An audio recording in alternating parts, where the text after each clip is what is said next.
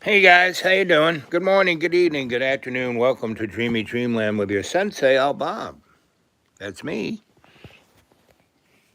Uh,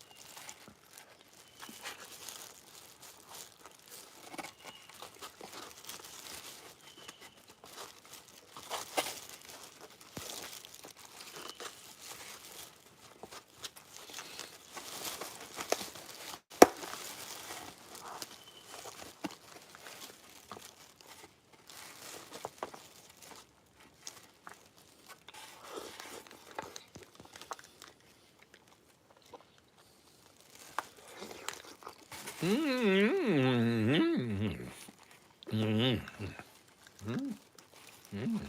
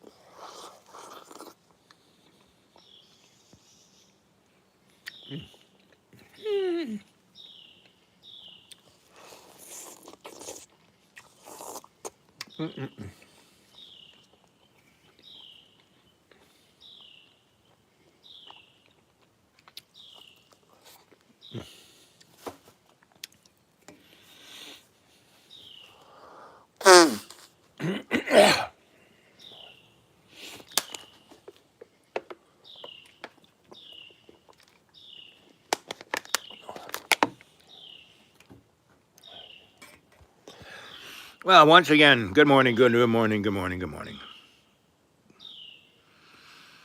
Susan, whatever.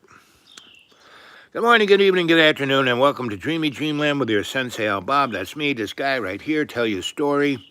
Agree on, right? Don't believe a word I say. And it's starting to turn fall, right? And I'm sure we're going to have some hot days too, but it's starting to turn fall. And fall is a time for the homeless, to start dying, really. Come on. And so like right around here were all the rich people. And my buddy came and got me. That's why I didn't jump in earlier. He took me into town. I got my mail. I took him to this. He said, "I've never eaten here. What's this like?" I said, "This is Chinese." He says, "It's Japanese," but I said, "It's Chinese." Went in and we had nice grade B Chinese food cooked for you right there, right in the wok, right? So he was, this is not bad. And I said, "Yep." And just, we take it home, tell everyone that, you got it at the white boy place, right? Let's see. Christmas is coming. Yeah, right. Christmas is, but I celebrate Christmas 365. Every day I wake up, I say, "Thank you, God." Santa Claus, yes. I'm Santa's brother, Bob Claus. I take care of the naughty and nice list. Chin chin. It put the lotion on its skin where it gets the horse again, right? I used to live I was telling my buddy, I used to work for Hung and Fung Electric in New York City. And I was the white boy who would take the unmarked van up to do work in the South Bronx. I never understood why black people didn't like Chinese, but they didn't. Whereas the Chinese and the Puerto Ricans got along like brother, like family, like good family, right? Oh, it's back to this guy. Well, what's your name? Joe? What? Barkowitz? Well, JB, God loves you, right?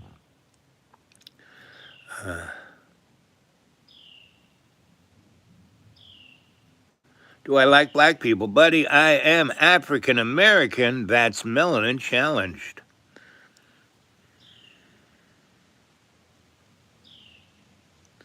Albino Rastafarian. Oh, that's good. Yeah, I kind of like that too. Yeah. I live with lots of Rastas. I live with Rastas in Red Ground above Negril, Jamaica. And I basically built and opened up Rick's Cafe. That's still there. It used to be a doctor's house. And the swimming pool was the first dance floor, right? You walked down into the thing, and the bar was on one side, and it was intimate dancing. And now it's whatever it is. You go on, look on it on the internet. It's there, Rick's Cafe, and Jamaica, man, yeah, Negril and Ocho Rios, the only two places that have really nice beach in Jamaica. And the grill was for the poor folk, way on the other side of it. It wasn't where the rich people were, where the city was. St. Nicholas. So anyway, poor people, homeless, right? And that great big beautiful bill basically cut out their health care, their food stamps, and WIC. It's about 42 million little babies that depend on WIC.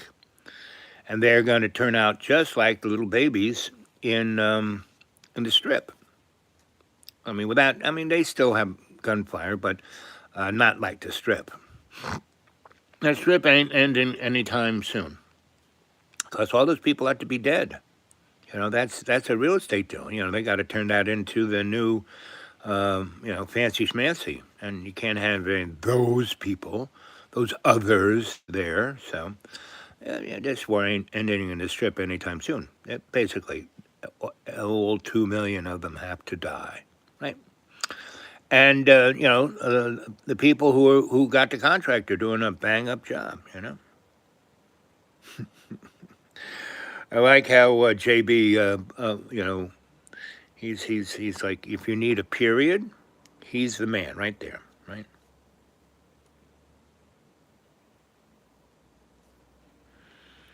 Yeah, like I said, I celebrate Christmas 365. Right? And I have no idea where I'm going to be when it gets cold. Back in the day when I had businesses and a nice cash flow, I would always go down to my places down in Florida around December 10th, and I'd make it not often, but sometimes to my parents around, well, not really. I would get to my parents around January 10th. I would stay in Jekyll Island. I've told you that story many times. And that's when it was kind of in the dumps. And people were just starting to realize, this is going to be a really great place once we fix it up. And they did, and it was. And I spent a nice 5, Christmas periods in the big Jekyll Island Hotel. And I was their Santa for 3 years, where they gave me a nice room. And there was another hotel right on the Atlantic that I kind of stumbled into when they were redoing it. And I kind of helped the guy who owned it, and we became buds. So I always had my suite. It was on the second floor, so you could see out into the ocean. Had this gigantic, beautiful pool. So it could be in wintertime. It could be like, 40 degrees out there. And you jump in that swimming pool, and that was 80 degrees. I mean, you kept it. That's back in the day, So anyway, that was Jekyll Island. That was good. And I also had friends in that place in South Carolina where the nukes are. And I, what's it called? It's where the big art school is now. And my buddies from New York came there, and their daddy was a big real estate boy in Miami and in Charlotte, North Carolina. So he kind of brought up it all, and those kids kind of did a bang-up job on turning, not Santa Fe, starts with an S.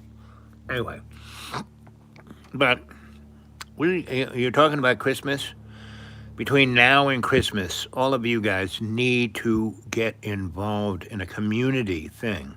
A food bank, teaching, kids how to do their homework. I mean, you can go to a library, go to a hospital, go to a church and say, hey, I want to volunteer. If they aren't doing anything, I said, I want to start something. The truth is the world isn't divided into good people and bad people. Everyone has the light and the dark. Yep, you got it, kiddo. That's exactly it.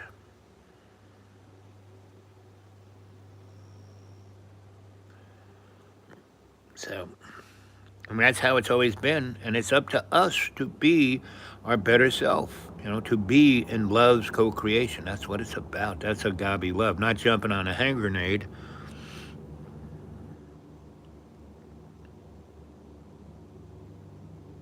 Thank you for considering me, Santa, as a cool guy. I appreciate that.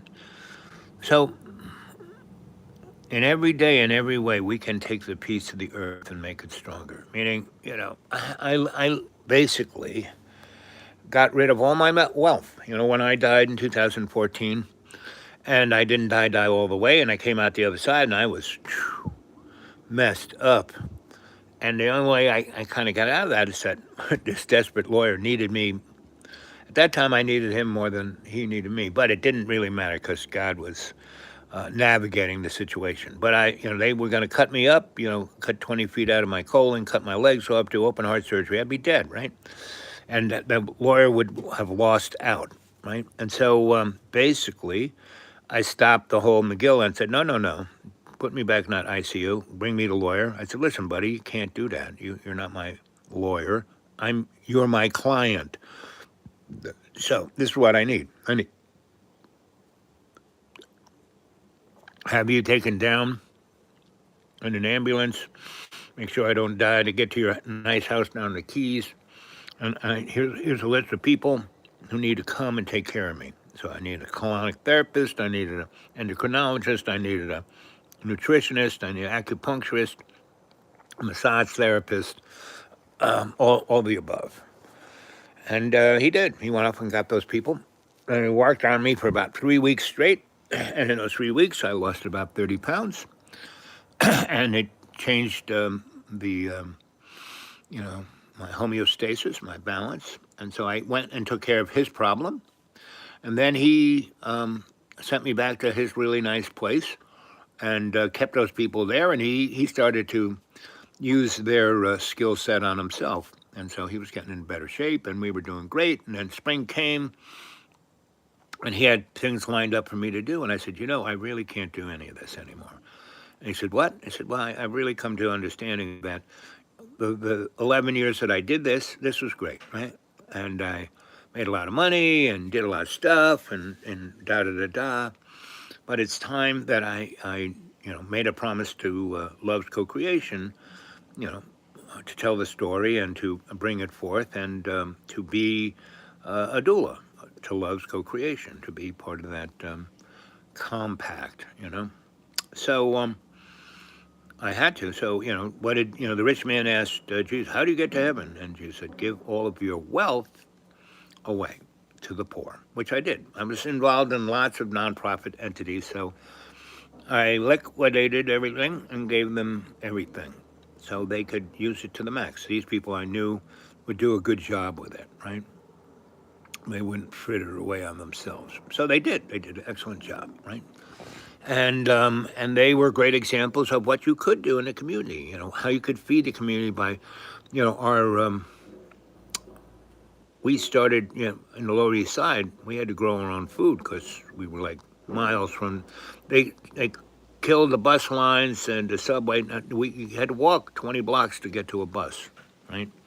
So, and there was no stores to buy anything for another 20 blocks, so it's like we had to grow our own food, which we did. And we kept that going and kept that going and kept that going to the point where New York, I forgot what we're called, but anyway, it's a nonprofit that basically has gardens, right? New York gardens. And we put them all over the place. And on top of all the flat roofs of all the New York City schools, and all the public schools were growing vegetables for their meals to the kids, so they get fresh vegetables. And when they would go home, once or 3 times a week, they would get a nice paper bag full of vegetables, right? And a lot of those schools had food banks in them. And we started all under the auspice of that Gardens 501c3 and still doing it, right? Still here now. We started doing it in the 80s, 84 or 5, I think. So let's just say 85 because it's easier. And so 95, 2005, 15. So that's 40 years, still going. Feeding 1 million people a week. Started with 8 people. 3 women who were undominable, right? Just kept it going. So that's what you can do if you put your mind to it. If you say, God, help me out here. Don't have a clue. I'm turning the steering wheel over to you. Other than, hear that noise? That's the guys ripping off the top of a mountain range that's maybe 5 miles from me. And they're going to build it's called Skyline Drive. Anyway. So, hey, good morning, good evening, good afternoon, wherever you are, and welcome to whatever it is.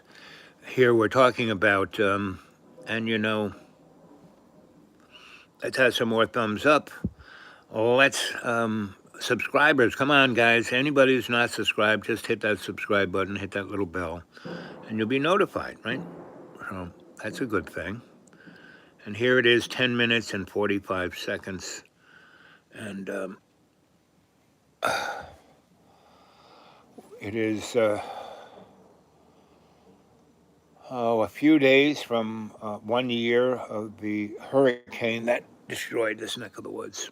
And they're just getting the roads fixed now, a year later, just getting them, right?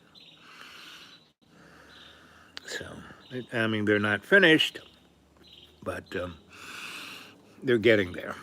So it's an interesting time we're living. Donald Trump is, he's destroying. People are always going on and on about, the deep state and the swamp and all that stuff. And it is, it's called government bureaucracy, right? And it was set up, it was set up by our founding fathers, and then, doubled down after the Civil War, and after each war, we just kept doubling down on it because it made the rich richer and the poor more obligated, right? And there were times, like between the 1880s and 1950, that the wealth of this enterprise was somewhat shared with the working class because they needed them. They needed them to become consumers, right? So they did that, and they became consumers. And then that class got divvied up to lower middle class, upper middle class, really rich middle class, the bourgeois. And that's where we're at now, and everyone's losing their shirt. Now, I gave everything away, so I had no shirt to lose, except for maybe this Hawaiian shirt here. And that's the name of the game. It's like, what are you going to do with your life, right? And that life is for you to serve love's co-creation, not to make $1 million, not to do this, not to do, I mean, all of the 11 years or so that I did the corporate biz thing and made a lot of money and had a lot of wealth, but not rich. I had a good deal of upper middle class wealth, right? And I had no expenses, meaning it's just me and the dogs, right? I had no real expenses, right? So I could, buy properties. And I always bought properties, well, at least half, all the stuff down in Florida and half the stuff in Virginia, I bought with somebody else, like with a project in mind, right? We're going to turn this into housing. We're going to turn this into whoop-de-doo land. We're going to do this with it or do that with it. And basically, I did that, right? And a lot of the stuff in Virginia, I got involved with numbers of churches. And the ones that were the greatest had no church. So I gave them, there was one place in a place called Bedford, which, had no real good restaurant. These people, they were black. They were part of the black, they were the black community of Bedford. But no one knew there were even black people there because they were like on the other side of the hill. And I said, you guys need a church, and this town needs a good restaurant. So let's put it together right there on Bridge Street, right? Bridge and Main, right downtown, right? And when I started it, people go, what are these black people? I said, eat the food. What? Eat the food. And so this food is amazing. That's right. It's a church. So, there's the offering box. Well, it's not my church. Well, don't ever come here again to eat unless you can, A, donate some money and thank Jesus for this place.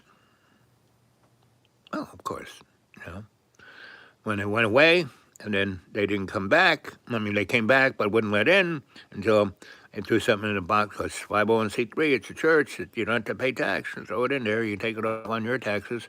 We'll give you a little slip. And say, praise Jesus, right? Praise God. That's the secret words to get into that restaurant, right? And a lot of rich people, I'm rich. I don't blah, blah. I said, well, screw yourself, buddy. Get out of here.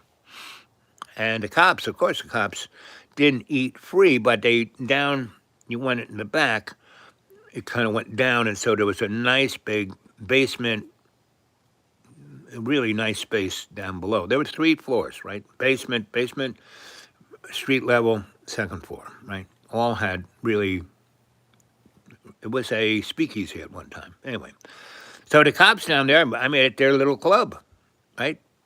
That's how you become buds with the cops. And I moved into the chief of police at that time was a real wingnut, but he made one interesting rule. He said, all the police officers who are single have to live downtown.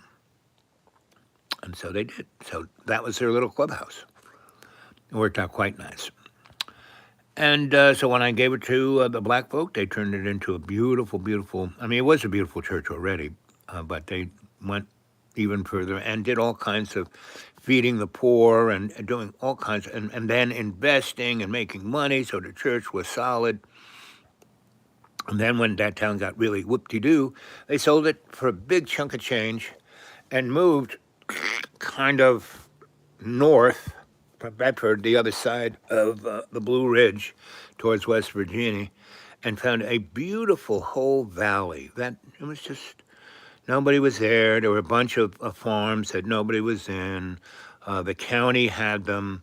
I had my good lawyer go over and say, I have someone who wants to buy this whole valley. And I said, oh, great, we want to get rid of this. It's like a millstone around our neck. And so that black church went and bought that whole valley. And it's still, I mean, I probably could go there and live. But that's, you know, that was 2014 when I did that. Maybe even earlier, maybe 2010. I think I did it in 2010 or 9 when the tax at like, you know, zero. I mean, people could give money and get over and you could buy real estate and all the rest. So we did that. So these are the things you can do. Those folks were poorer than poor. All I did was give them a little hand up. I didn't give them a handout, right? And they did a great job. I mean, they serviced, when they had their community center in Bedford, you know, they took care of everybody, not just black people, everybody. It was really good. And then they went off to that valley, and there was 2 other valleys on the other side that was West Virginia, and those people helped all those people in West Virginia who were, you know, pogy, white, poor folk, right? And the black folk were in the same set, but they had a little more fluidity behind them. So anyway, that's what you can do. You can do anything. With the love of God, you can do anything. Much better than killing people. Much better than letting fat, you know, stupid reptiles take your money and call it taxes and then turn it into profit by turning it into weapons and killing millions of people, billions of people, you know. In Sierra Leone, you know, the Strip ain't the worst one. Sierra Leone, there are 82 million people experiencing exactly what the kids in the Strip are feeling. And, you know, the folks in the you know, Greater Israel Project, they're not gonna. It's not gonna turn out great for them. Just read the Bible. Just read, you know, Kings, right? Kings is a really great example of what's going on right here, right now. Kings in King James, you know, and it's in books, and you know, there's different books, and Exodus is one of those books, you know. But Kings. Read Kings, right? And Psalms. Psalms and Kings really tells you what life's about. Gives you good picture about it. So, anyway, so there's 16 of you guys watching, 12 thumbs up.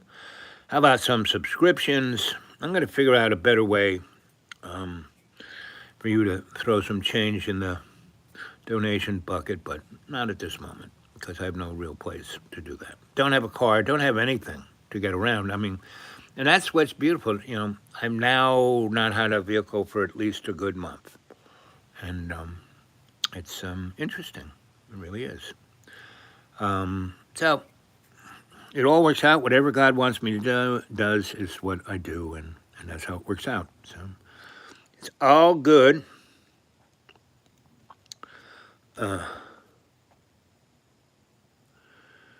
So 26 minutes and 57 seconds. Come on, guys. Let's have some. Oh no, you're commenting. I'm just not going up.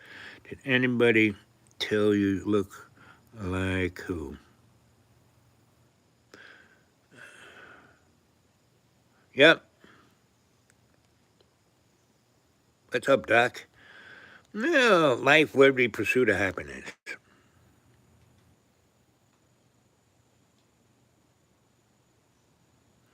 I'm always ready for Christmas. I celebrate it 365.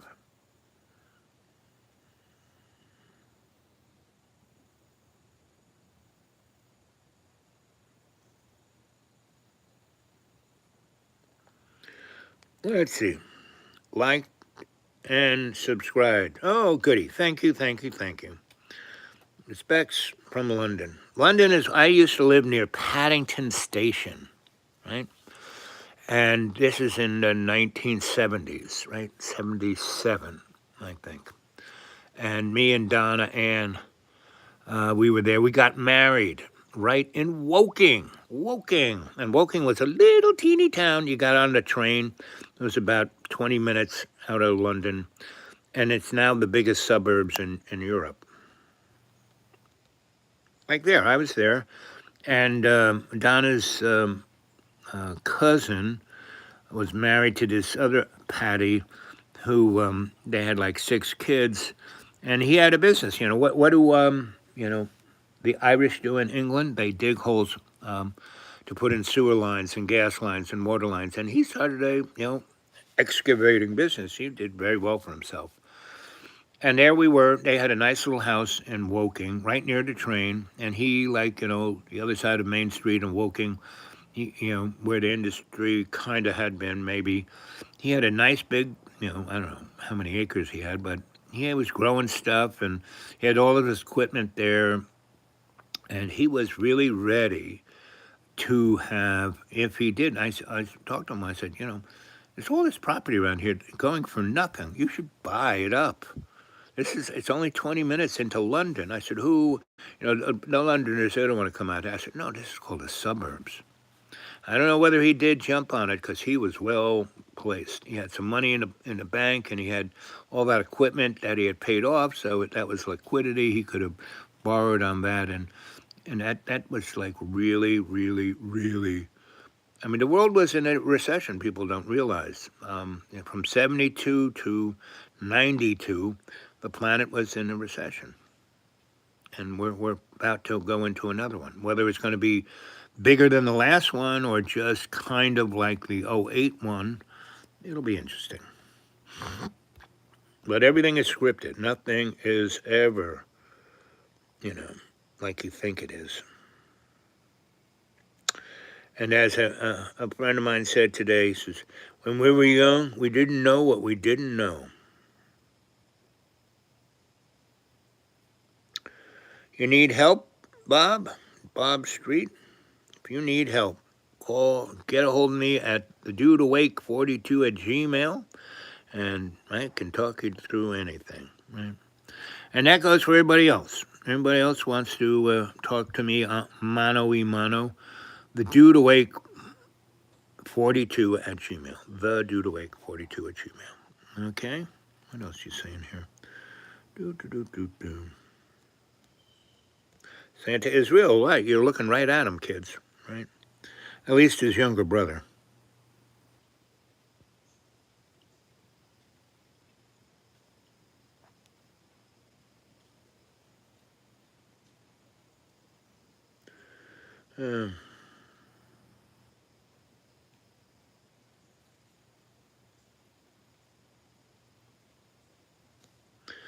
Let's see. Bob, I don't know. How can you come show me, please? But again, get a hold of me, dudeawake42 at Gmail. We'll talk it out, right? If you can send a car to get me, I'll go wherever you want to take me, especially if you're paying all the bills.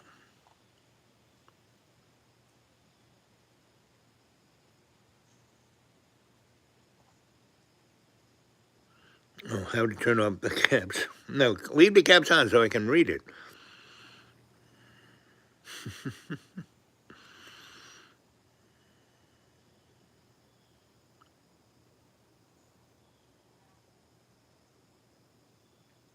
Well, I'm not gangsta. I'm OG, right? So an OG doesn't have to be gangsta. Gangsta has to prove shit, has to hurt people, and be ruthless, violent, and have no empathy. Whereas an OG can have, the mark of an OG is empathy, right? Is justice, is all of those things, right? So I am a OG.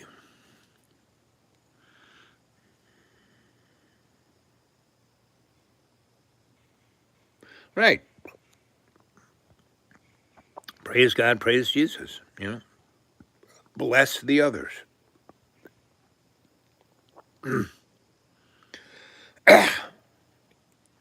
Well, Donald Trump I keep talking to people about doing their best, right? So Donald Trump is doing his best to destroy the United States. He is the best. You are so right, because the United States needs, as it is as a plutocratic state, needs to. And Donnie's doing a great job. He's going to just our military. He's going to our plutocratic capitalist state. And America is going to be here, and it's we will just be. I mean, we're already down. On education, we're like 48th of all the known countries on this planet. Healthcare, we're about 65th. The wellness of the population of America is, and so Donnie, he is cut off immigration into this country, but the only thing that makes the United States work is immigration, right? You look at Google, you look at Facebook, you look at micropenis, you look at Apple, and you name it. All those guys are foreigners. Look at Neon Husk. Everything. First of all, he's just a cardboard cutout. He's just a poster boy for Peter Tilk, and Peter Tilk is just a cutout for Satan. So like I said, we're in bad shape when your truth speakers are South Park, right? A cartoon show, and then the next best is The Simpsons.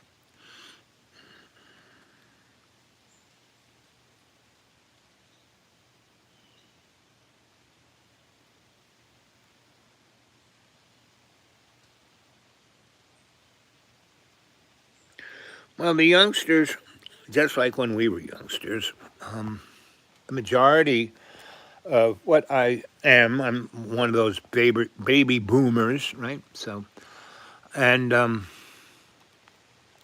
we were in this sweet spot in the economy of the United States, where an average Joe worker could make a living wage, could afford to buy a house and send his kids to college so they would do better than he did, right? So they were living that delusion, right? And they thought, even though while we were having wars everywhere, killing millions of people, like we were involved in the Vietnam War before Jack Kennedy was even president. Eisenhower, the guy who got us into it was FDR. So, people have no idea what's been going on.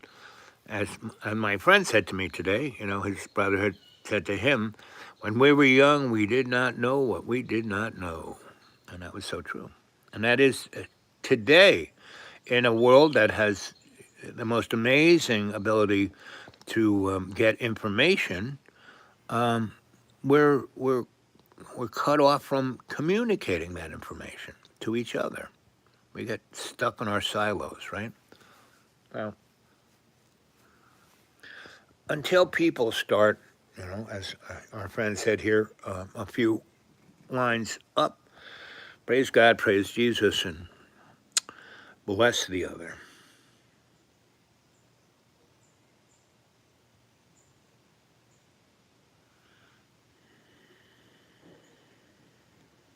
Again, Santa's younger brother, Bob, taking care of the naughty and nice list. Santa gets all the cred, but I'm the guy who's down on the street, in the trenches. Santa, he's always gallivanting on that sled of his.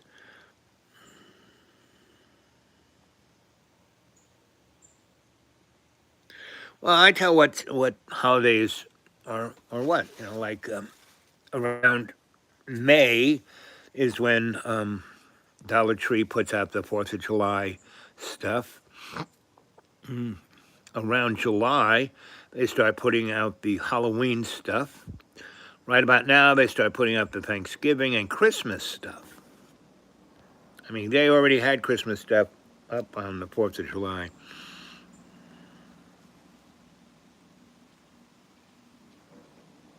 Yeah, Hawaiian Christmas is a sight to behold. Same with the Florida Christmas, where they put the Christmas lights on all the palm trees.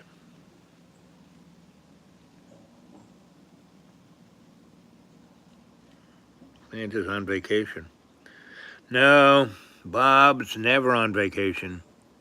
Christmas is 365 for Bob. Whereas Santa's he only has to work one night of the year. He gets all the cookies, all the milk. He's starting to get lactose intolerant though.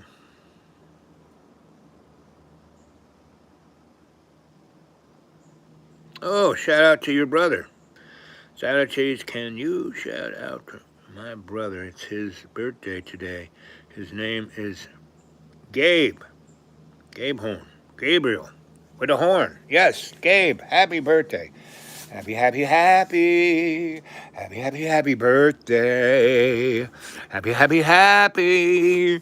Happy, happy birthday. This isn't your only birthday. You know it's every day of the week. You are born every time you wake up. Happy, happy, happy. So I woke up this morning around 4, and I was still in Dreamland. And it was quite interesting because large bunnies and kitties were bouncing around my little man cave. And that was fun. And I was listening to, the BBC. So happy birthday, Gabe. Many more every morning. It's your birthday. Visualize that present in your life that gives you love, which is love's co-creation. See yourself as, a covenant.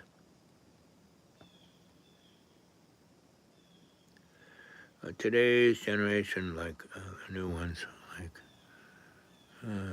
tears don't know how to live, don't experience. Well, a lot of them, there's 47 million youngsters in America who are poor, who go to bed hungry, having that night.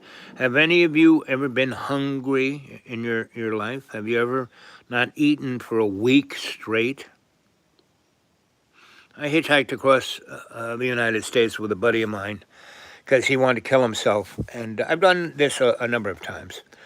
And I put them through many, many, many, many, many situations where their life wasn't a tenth as bad as what we were experiencing, right? And so, I could say, yeah, what, you wanted to kill yourself. It was so terrible. Look what we're going through now. And this can be even worse, right? We were hitchhiking across America, and we were in New Mexico, and we were trying to hitchhike up 25 out of Albuquerque. And basically, we got stuck somewhere out there in the middle of nowhere. And we had no money. We hadn't had any money for a while.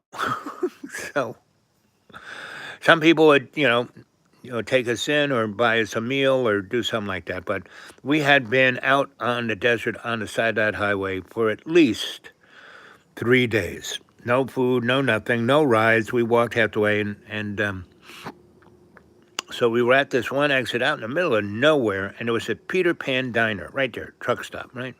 And we were like, oh my God, I'm starving. And basically, it happened. It was raining like torrentially. Luckily, it was summertime. We would have frozen to death otherwise. And so we're out there just drenched to the bone. We both had real long hair, big long beards, and we were sopped.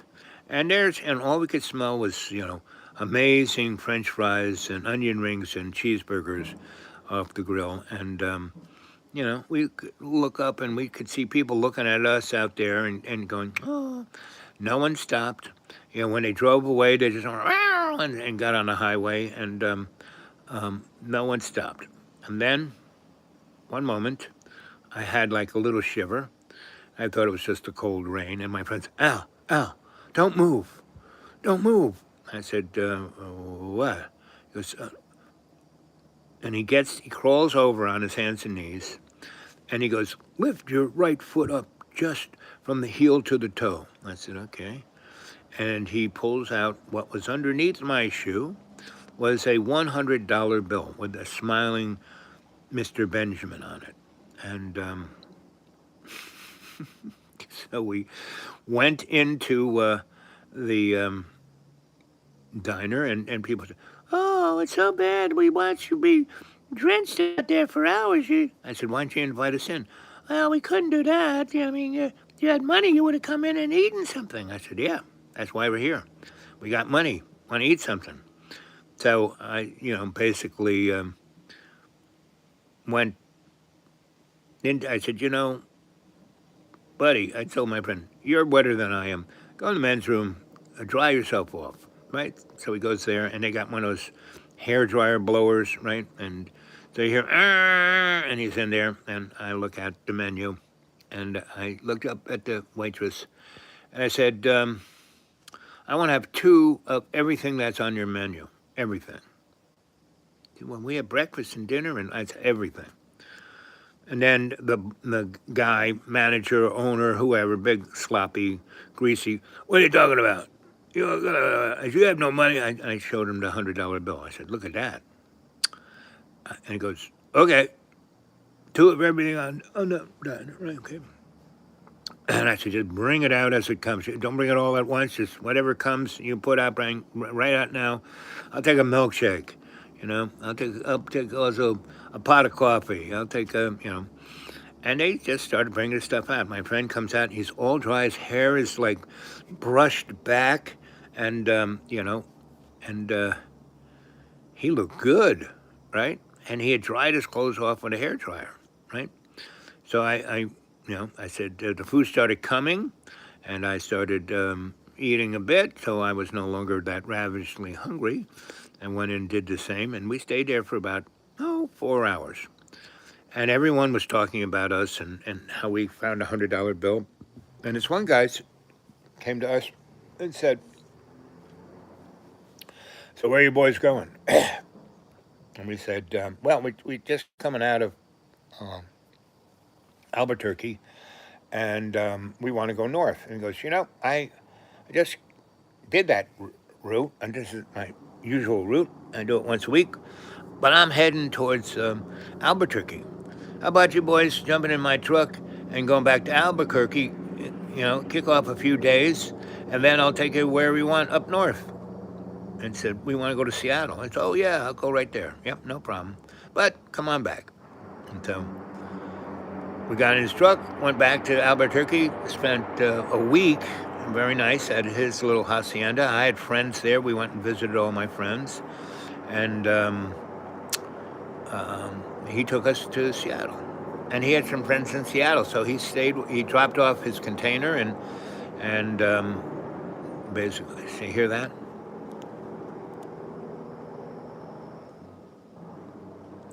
That's the death of a mountain range.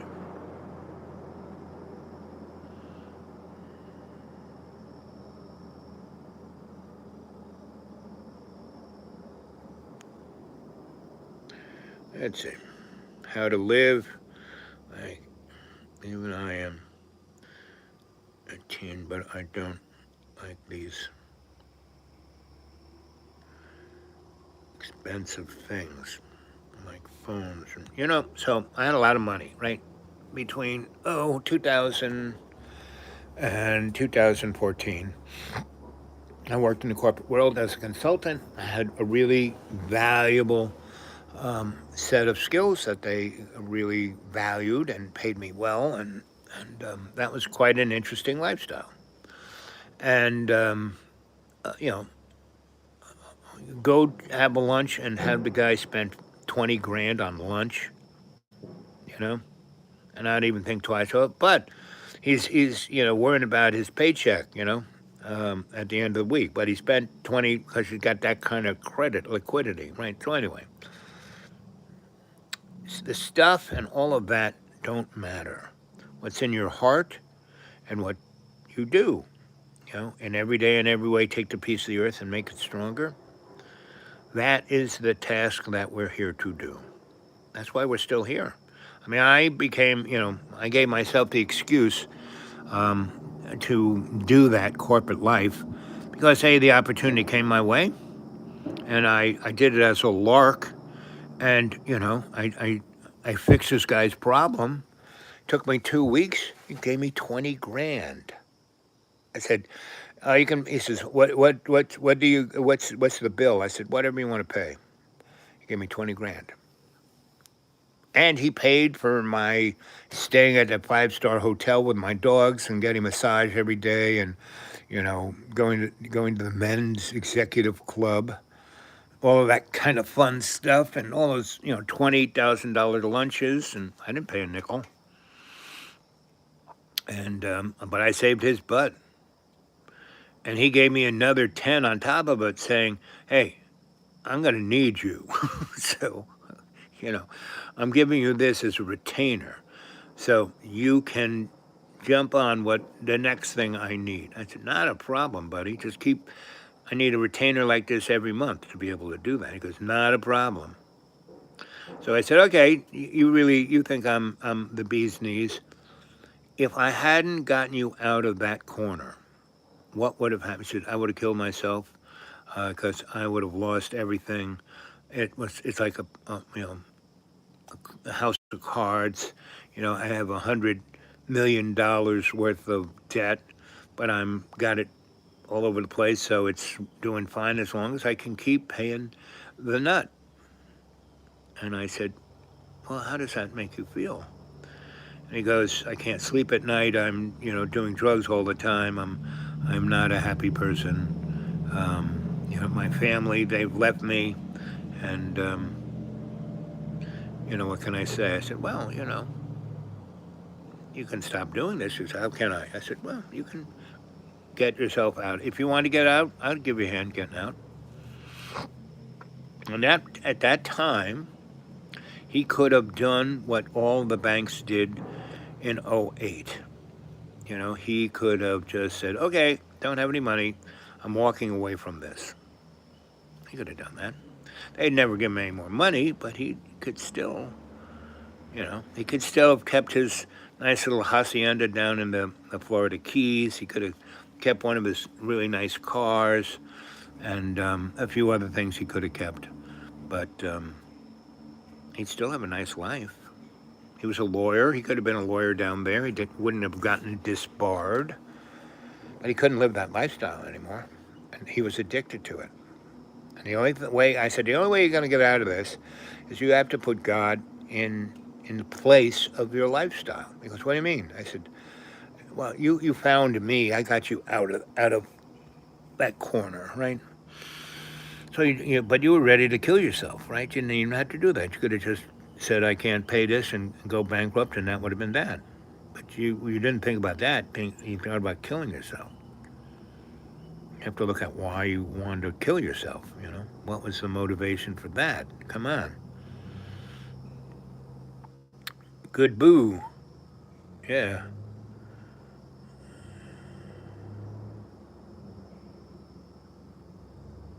And religion is your relationship with love's co-creation, not through a church. Church is all right. I belong to 3 of them, because they're a community of people. And those people I actually kind of like.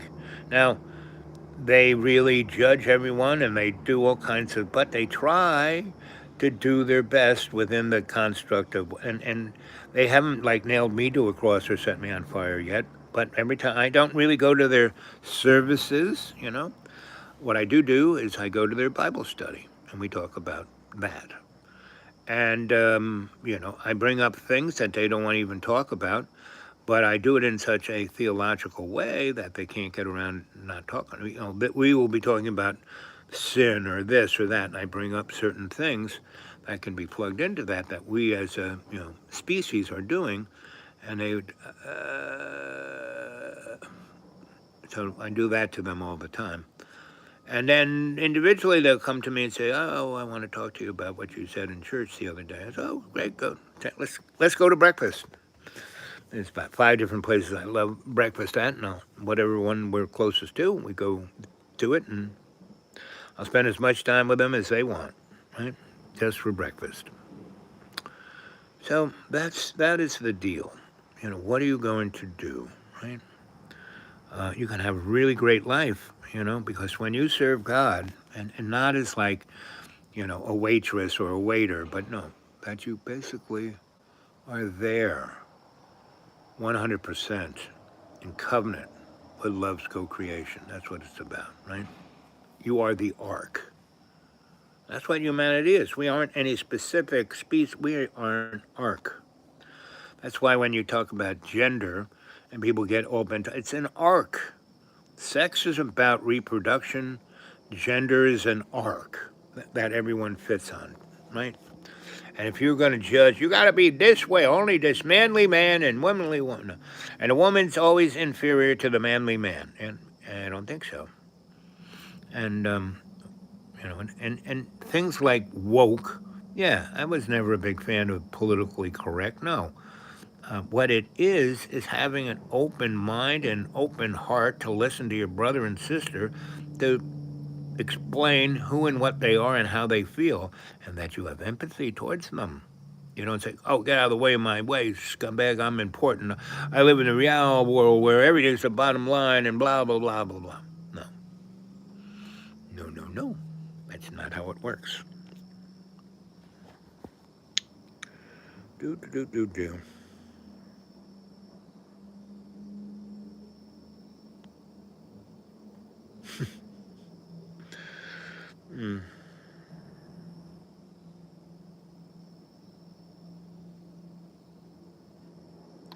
I always have a beautiful day because I do my best to pass it forward to you. Do I live in England? Nope.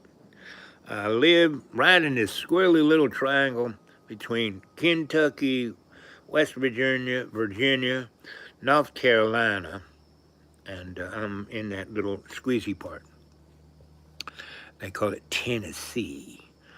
And but I'm right near all those things. And so it's more like a salad bowl. It's not Tennessee. It's as Kentucky or West Virginia or North Carolina as any place. So it's an interesting place. And it's getting more interesting because all the people who are trying to run away from the crappy life they had because they've stolen a lot of wealth from other people and call it the American way, that's capitalism. I'm compared to the capitalist. Watch out. I'll get you.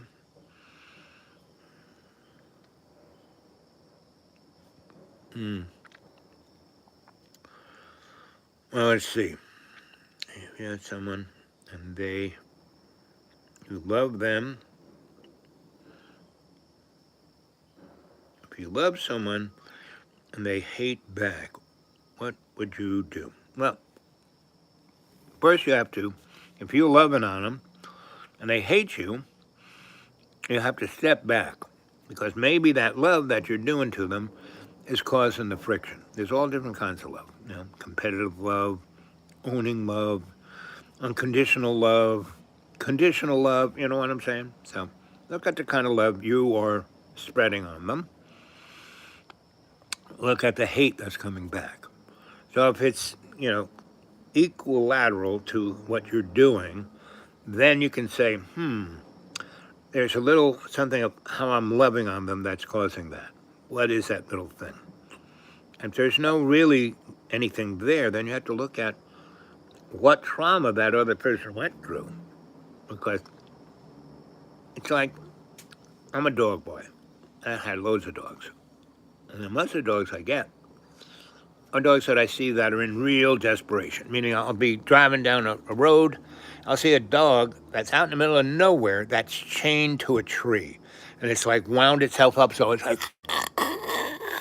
right? And it's so bad that the chain is like going into the dog's neck. It's bleeding, right? It's choking to death and slowly bleeding. And I had this, and it was a pit bull, right? And I went over there, and he was all tied up, not just his neck, but everything was, he just couldn't move, and he was, and I said, okay, buddy, and I kind of rubbed his head, right, and I had a bottle of water, and I kind of, his mouth was like, I kind of, he was like, and he could get a few drops down to, you know, and then he kind of looked at me like, okay, this is the worst I've ever been, and I'm gonna die. But you're trying to be nice, and so I'm going to. It's going to be hard for me to do this, but I'm going to just relax, and hopefully you'll get me out of this. This is the dog talking to me. I go, that's right. Don't okay. So I did, and that was Jack, and I'm like rubbing his head. I've had three different Jacks, pretty much all kind of in that state. And this was a big pit bull, and he had some other like mastiff or something. He was a big, and he got looked like he had been in a lot of fights. So anyway, I kind of, right? And I kind of did a little of this, and a little. You ever got your shoelaces tied? That's the same kind of thing, but with a rabid dog, right there. And he had a lot of things. If I got that chain, you're scratching something wrong or pushing too hard on something. I mean, he was in bad shape. So I got him out of that, right? It was jujitsu, right? Got him out of it. And once I got him so he was at the end of a long chain, the chain was just wrapped around a tree, and he had pulled the bark so I could just pick it out of the tree and take it away, right? And I kept him on that chain. It was like my leash, and it was around his neck till I got a tool that could cut stainless steel and not hurt him. So I kind of loosened it up as loose as it could get and said, okay, buddy, we're going to have to just do this. And he was, I brought him over to the car. He lied down in the thing, and I put a little blankie down there, and he was just, because I had fed him. I had a couple of cheeseburgers from McDonald's from another day, and I kind of gave him those. He scoffed those down. Anyway, so he was my boy for a good 5 years. And I hooked up with a woman, and she lived in Arizona, and she was a horse girl, and she needed a dog. She needed a dog bad, and this was the dog she needed. And he was my dog. I was his boy, but he loved her. He loved her, meaning he I was his boy. That's how he would put it. You're my boy, I'm down, whatever, right? But he loved her. I mean, I knew how to rub his ears and brush him. Oh, yeah, you over there. And the fact that I saved his life went a long way. So, and he was great, meaning wherever we went, he was always right by my side. The three things: stop, sit down, lie down, right? So, and all I had to do was that, and he would like look straight up at me. What do you want? I do this, this, right? And he would obey. And he, there were also other commands, verbal ones. And so I don't know if you ever seen the TV show Person of Interest. That guy, he was like, the dude and the man in the suit, and he was your basic assassin that had a conscience. And after he was totally fucked, he decided to get out of that business, and he just became your basic bum and hid in plain sight. So that was him, and then the story goes on. Watch that story. But one of them was he gets involved with this guy who has a computer that can figure out who's in trouble, who needs help, and that's what they do. They go get people out of trouble and help them out, right? So, and he's in this one place where these guys think they're gangsters, and they got guns on them, and they got them all tied up, and he went in there to get these two guys out, and one guy's like trussed up like a fun toy, and the other guy is just beat up and tied up. And so the guy in the nice suit comes in, and he kind of lets himself be, beat up a little bit and taken advantage of. And so they walk in, this dog, this kind of special dog from Brussels Special Services, and they're taught, to speak a certain dictum of brogue, and they do exactly that, right? So this dog had a bit of that in him, right? I had to figure out what language was his cue, but the girl did, you know. She found that French was it, like um, you know, um, a Cajun kind of French, and that's why I think he loved her. So anyway, but he was a great dog, Jack. The other Jack was when I was with Christine. Christine, the smartest human on the planet. She invented, you know, com, you know, computer graphics. Wrote the first algorithm that that little lamp. That's the logo of Pixar. That was her PhD thesis, and she got it when she was 16. She got two PhDs when she was 16, right? And then they gave her, because this thing, that little piece of software was worth $1 zillion. So they gave her a nice chunk of change, and they gave her the two PhDs, and they gave her a position in this university on the East Coast, and she was only 16, right? And so she stayed at a laboratory that summer, and the more she was like on the top edge, the more she was hating everyone in that community, right? Anyone she thought was like, oh, boy, that person really knows what. No, it didn't. So anyway, so she did that, and then I met her a year later at a party when she was like 18 or 19, and her buddy was Louise Etra, who was like 40, the two smartest women in computer graphics. And anyway, and Christine, no guy wanted to be. She's so smart, so amazing that every computer geek who was, and they weren't, they were just, guys like Guy Nureyev, that guy who's Michael Nureyev's brother. Michael Nureyev's kind of, he always played kind of chunky bad guys in their 40s. He played in that NCIS, he played the head of Mossad, right? So, he played an assassin, and he was a pussy beyond pussies. Anyway, so that was the computer community. And I knew guys back in the day, kind of guys, Steve Jobs, what's his name, Micro Penis Boy, Wozniak, those guys. And Steve was just a showman.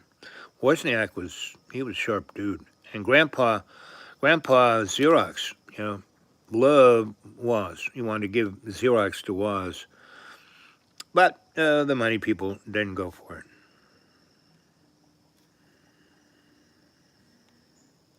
Roller zone, of course.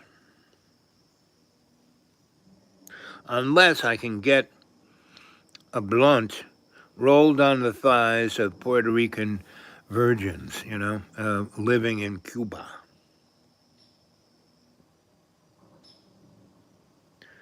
Let's see, am I going to give you Roberto? Of course. But the gift I'm going to give you today is that you're going to pay it forward. You're going to be nice to everyone who's in your circle, your friends, your family. You're going to be nice. You're going to be sweet. You're going to, Grandma, is there anything I could do? Can I, clean out your house? Can I, you know what I mean? Start doing that. And you're going to get the best present you ever got on Christmas. I guarantee.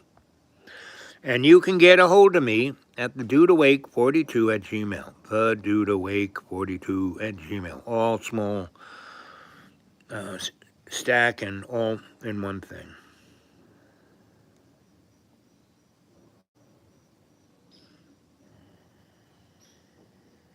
Hate them back. No, hating them back is a waste of time. And it'll hurt you more than it hurts them. And I'm standing out in the woods. I'm camping. So far it's been great. But it's supposed to have frost tonight. Ooh, it's going to get a little nippy.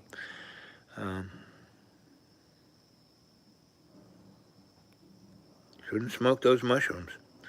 No, we're all part of the psyllium. we're all part of that big network.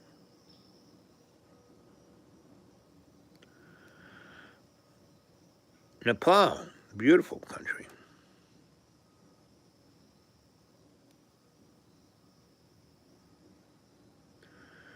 I have no idea. Oh, I am Santa's younger brother, Bob. Bob Claus. I take care of the naughty and nice list. Where have you been all my life? No, you've been.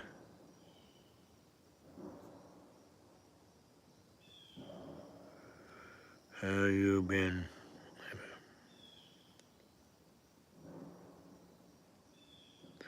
Well, Nick, I've always been wherever you are, there you go. Or there you go, there you are. I've always been right where I'm supposed to be. If I have any great gift, is be there at the right place, right time, know it, and step into it with God's grace.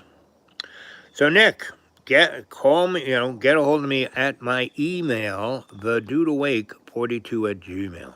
Dudeawake42@gmail, okay? Love to see you guys. And if you do send me an email like right now, like Nick. Just say, hey, I'm sending you an email right now. This is figure out my email. I can't. As I said before, I am something challenged, digitally challenged, and bureaucratically challenged. Anyway, I'm gonna skip out of here because it's been about 71 minutes.